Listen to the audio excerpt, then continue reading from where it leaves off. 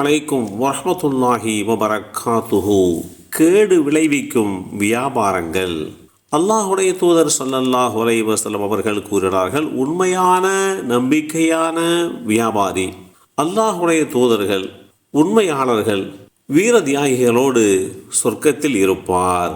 இந்த செய்தி அபூ சயீதில் குத்ரி ரலியல்லாஹு அன்ஹு அவர்கள் மூலமாக அறிவிக்கப்பட்டு திருமிதி என்ற நூலிலே 1209 என்ற எண்ணிலே பதிவு செய்யப்பட்டிருக்கிறது.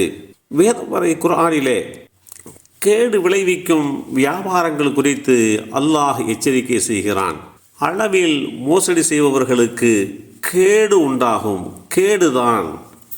அவர்கள் மனிதர்களிடம் அளந்து வாங்கினால் நிறைய அளந்து கொள்கிறார்கள். அவர்கள் மற்றவர்களிடத்திலே அளந்து வாங்குகின்ற போது நிறைய அளந்து கொள்கின்றனர். மற்றவர்களுக்கு அவர்கள் அளந்து கொடுத்தாலும் அல்லது நிறுத்து கொடுத்தாலும் குறைத்து அவர்களை நஷ்டப்படுத்தி விடுகின்றனர். மகத்தான ஒரு நாளில் நிச்சயமாக அவர்கள் உயிர் கொடுத்து எழுப்பப்படுவார்கள் என்பதை அவர்கள் நம்பவில்லையா?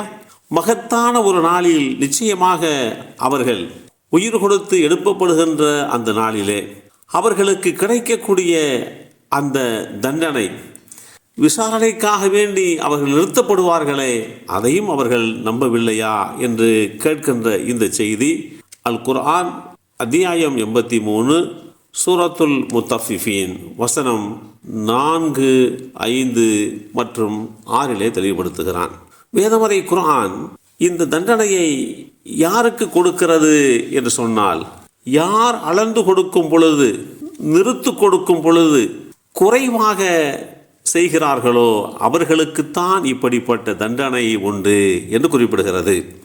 நீங்கள் அளந்தால் முழுமையாக அளங்கள், நிறுத்தால் சரியான எடையை கொண்டு நிறுங்கள். இது உங்களுக்கு மிக நன்மையானது, மிக்க அழகான பலனையும் பெற்றுத்தரும். அல் குர்ஆன் அத்தியாயம் 17 சூரத்து பனி இஸ்ராயில் வசனம் 35 தெளிவுபடுத்தப்பட்டிருக்கிறது. முறையற்ற ரீதியிலே அளந்து கொடுத்தால், நிறுத்து கொடுத்தால் கடுமையாக தண்டிக்கப்படுவீர்கள். அதே வேளையிலே நீங்கள் சரியாக நீதமாக நிறுத்து கொடுத்தால், அளந்து கொடுத்தால் அது உங்களுக்கு அழகான நற்பலனை பெற்றுக் கொடுக்கும் என்று வேதமறை குர்ஆன் நமக்கு வழிகாட்டி தருகிறது. வணக்க வழிபாடுகள் தொடர்பான வாழ்க்கையிலே ஒரு மனிதனுக்கு ஏற்படுகின்ற சருகுதல் என்பது அவனோடும் அவனை படைத்த இரட்சகனோடும் தொடர்புடையதாகும். அதில் ஏற்படுகின்ற எந்தவித பிழைகளுக்கும் அவனுடைய இரட்சகன் அவனை மன்னிக்கலாம் அல்லது அவனை தண்டிக்கலாம். அதே போன்று வாழ்க்கையில் ஒரு மனிதன் அவன் வாழும் சமூகத்துடனும் தொடர்புடையவனாக இருக்கிறான்.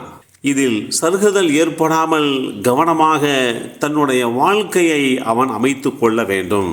அப்படி இல்லை என்றால் அவன் இந்த உலகிலும் நாளை மறு உலகிலும் பாரதூரமான விளைவுகளை சந்திக்க வேண்டியது வரும் என்பதை இஸ்லாம் தெளிவான முறையிலே வழிகாட்டி தருகிறது. எனவேதான் இஸ்லாமிய மார்க்கம் இது குறித்து உண்டான சரியான வழிகாட்டு நெறிமுறைகளை நமக்கு வகுத்து கொடுத்திருக்கிறது. உழைப்புக்கான வழிகள் பல இருக்கின்றன.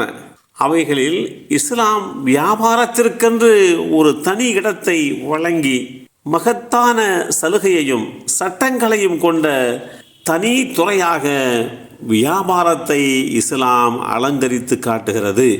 அப்படிப்பட்ட வியாபார நடைமுறைகளில் சரியாக நடக்கின்ற போது நமக்கு நன்மை கிடைக்கும், அதிலே தவறிழைக்கப்படுகின்ற போது நமக்கு கேடு விளையும் என்று இஸ்லாம் எச்சரிக்கை செய்கிறது. எல்லாம் வல்ல அல்லாஹு தஆலா முறையாக வியாபாரம் செய்கின்ற நல்லோர்களாக நம்மையும் சந்ததிகளையும் அல்லாஹ் ஆக்கி வைப்பானாக. அஸ்ஸலாமு அலைக்கும் வரஹ்மத்துல்லாஹி வபரகாத்துஹு.